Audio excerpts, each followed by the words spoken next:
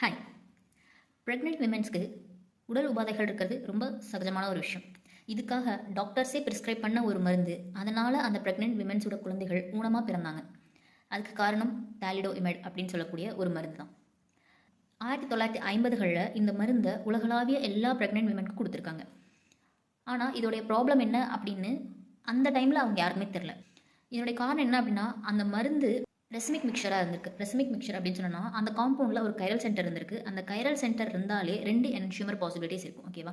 என்ஷியூமர்ஸ் அப்படின்னா என்னென்னா, நம்மளுடைய 2 கை மாதிரி, ரெண்டுமே கை தான், ஆனால் ஒரு வலது கை ஒரு இடது கை அப்படின்னு சொல்கிறோம் இல்லையா? அதே மாதிரி அந்த மருந்துலேயுமே வந்து 50% ஆஃப் ஒரு என்ஷியூமரும் இன்னொரு 50% ஆஃப் இன்னொரு என்ஷியூமரும் இருந்திருக்கு. ஸோ இதில் பார்த்தீங்கன்னா ஒரு பர்டிகுலர் என்ஷியூமர் மட்டும்தான் உடல் உபாதைகளை சரி பண்ணக்கூடிய திறன் வாய்ந்ததாக இருந்திருக்கு. இன்னொரு 50% அந்த மருந்து பார்த்தீங்க அப்படின்னா குழந்தைகள் ஊனமாக பிறக்கிறதுக்கு வழிவகுத்துருக்கு. ஓகேவா?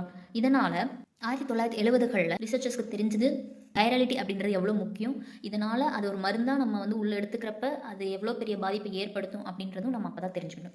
அதிலிருந்து மெடிக்கல் பாலிசிஸ்லாம் ரொம்ப வந்து ஸ்ட்ரிக்டாக இருக்காங்க. அண்ட் ஸோ நீங்கள் இனிமேல் வந்து எப்போவுமே எந்த மருந்து வாங்கினாலும் அதை திருப்பி அதோட டிஸ்கிரிப்ஷனை படிங்க. அதே மாதிரி அதோட சைட் எஃபெக்ட்ஸ் என்னென்னு தெரிஞ்சுக்கிட்டு அந்த மருந்துகள் எடுத்துக்கோங்க.